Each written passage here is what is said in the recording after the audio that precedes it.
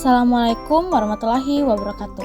Perkenalkan, saya Alfania Gracopulu Pasang dari kelas pendidikan Fisika A dengan NIM 23035011023 dari Universitas Negeri Makassar.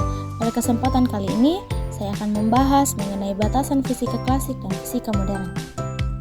Sebelum kita membahas lebih lanjut mengenai fisika klasik dan fisika modern, kita perlu tahu sebenarnya apa itu fisika. Jadi, fisika merupakan salah satu ilmu pengetahuan dasar yang berperan besar dalam membantu manusia memahami fenomena di alam semesta. Sejak zaman dahulu, upaya untuk mempelajari fenomena alam telah dilakukan melalui berbagai observasi dan eksperimen. Seiring dengan berjalannya waktu, fisika telah mengalami perkembangan yang besar, mulai dari konsep-konsep dasar yang diperkenalkan oleh filsuf-filsuf kuno hingga teori-teori kompleks yang disusun oleh ilmuwan modern. Teman-teman sekalian, sejarah fisika itu sangat penting untuk kita pelajari, karena dengan mengetahui banyak sejarah, pengetahuan kita akan bertambah luas, dan bahkan mungkin dari sejarah-sejarah tersebut bisa menemukan penemuan-penemuan baru yang mungkin bisa memperbaiki penemuan-penemuan sebelumnya. Selanjutnya, kita akan membahas mengenai fisika klasik. Jadi, fisika klasik adalah cabang fisika yang didasarkan pada prinsip-prinsip yang dikembangkan sebelum teori kuantum, termasuk teori relativitas khusus dan umum, dan fokus pada menjelaskan fenomena alam dalam skala makroskopik. Fisika klasik mulai berkembang pada masa Yunani kuno, karena filsuf-filsuf seperti Thales, Pythagoras, dan Archimedes mencoba menjelaskan fenomena alam dengan prinsip-prinsip sederhana. Pada periode itu, perkembangan yang terlihat dari fisika klasik adalah formasi umum dalam mekanika klasik, fisika panas, elektrodinamika klasik, termodinamika klasik, listrik magnet, dan gelombang. Ketika digabungkan dengan termodinamika klasik, mekanika klasik menuju ke paradoks Gibbs yang menjelaskan entropi bukan kuantitas yang jelas, dan ke penghancuran ultraviolet yang memperkirakan benda hitam mengeluarkan energi yang sangat besar. Usaha untuk menyelesaikan permasalahan ini menuju ke perkembangan mekanika kuantum. Dan pada fisika klasik, pendekatan terhadap pemecahan soal didasarkan pada dalil-dalil mekanika gerak. Di samping itu, dalam penanganan solusi dilakukan perbedaan antara beberapa partikel dan fenomena gelombang dan tidak ada pembatasan dalam besarnya energi. Jadi, terdapat ada 3 tokoh-tokoh atau ilmuwan dari fisika klasik. Yang pertama yaitu Galileo Galilei, yang kedua itu Johannes Kepler, dan yang ketiga itu Sir Isaac Newton. Galileo dikenal dengan studinya tentang gerak serta penggunaan metode ilmiah. Kepler merumuskan hukum gerak planet yang menjadi dasar pemahaman tata surya, dan Newton menyusun hukum gravitasi universal dan 3 hukum gerak yang membentuk fondasi matematika untuk menjelaskan berbagai fenomena fisik. Adapun beberapa penjabaran lengkap mengenai kegagalan fisika klasik adalah sebagai berikut. Yang pertama yaitu radiasi benda hitam. Semua benda memancarkan radiasi termal.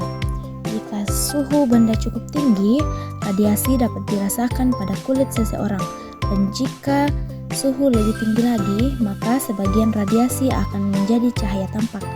Misalnya, lava dari gunung berapi dapat bersinar merah.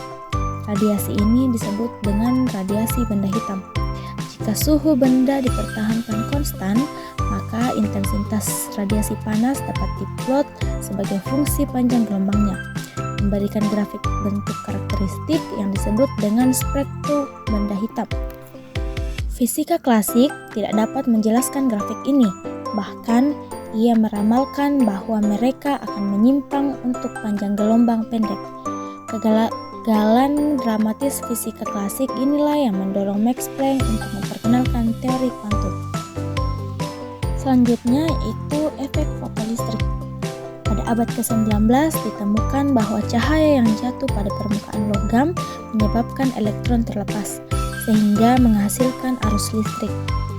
Fitur yang membingungkan dari fenomena ini yaitu disebut efek fotolistrik, adalah bahwa setiap energi elektron ditentukan oleh panjang gelombang cahaya. Peningkatan intensitas cahaya akan meningkatkan jumlah elektron yang dilepaskan, tapi bukan energinya. fisika klasik meramalkan secara keliru bahwa energi foton yang dilepaskan akan sebanding dengan intensitas cahaya yang datang. Einstein menerima hadiah Nobel untuk penerapan teori kuantum guna menjelaskan efek fotolistrik. Selanjutnya yaitu spektrum garis atom. Pada abad ke-19, fisikawan mengamati bahwa ketika sampel unsur tunggal atau misalnya natrium dipanaskan, unsur tersebut memancarkan cahaya, tetapi hanya dengan sejumlah panjang gelombang karakteristik yang membentuk apa yang disebut spektrum garis. Fisika klasik tidak dapat menjelaskan fenomena ini. Spanduk pada halaman. Dan yang terakhir yaitu stabilitas atom. Pada abad ke-20, fisikawan menganggap atom sebagai miniatur tata surya dengan elektron yang mengorbit inti pusat. Namun, analogi ini meramalkan bahwa elektron tidak dapat mampu bertahan di orbitnya dan akan segera menabrak inti.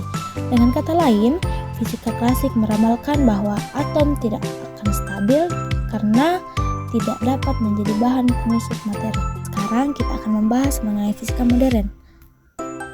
Jadi, fisika modern merupakan salah satu bagian dari ilmu fisika yang mempelajari perilaku materi dan energi pada skala anatomik dan partikel-partikel subatomik atau gelombang.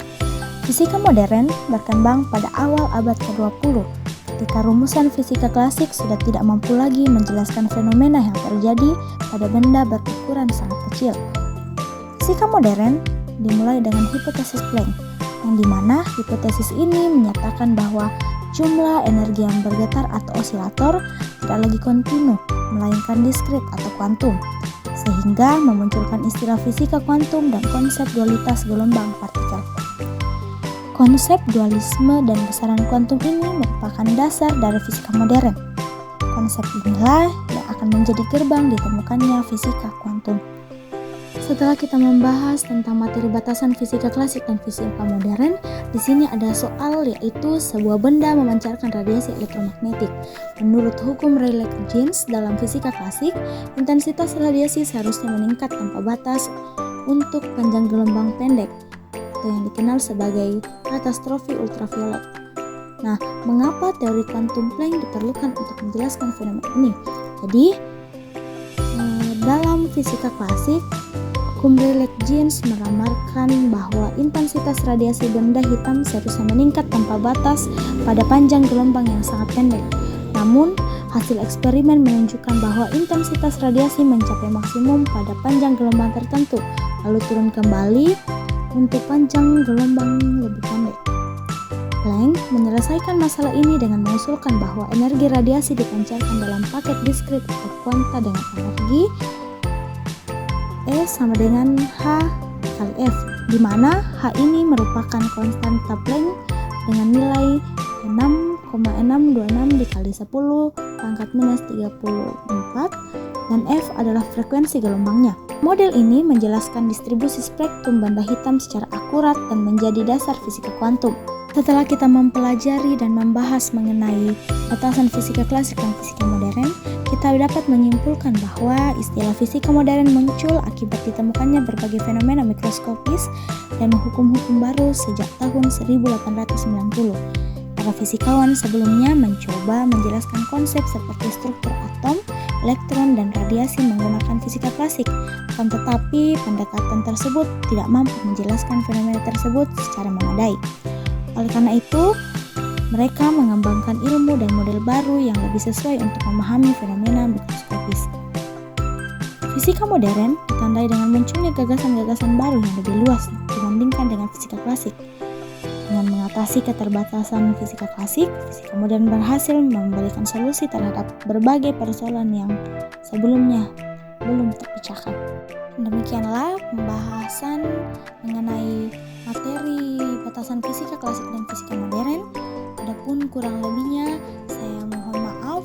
Sekian dan terima kasih.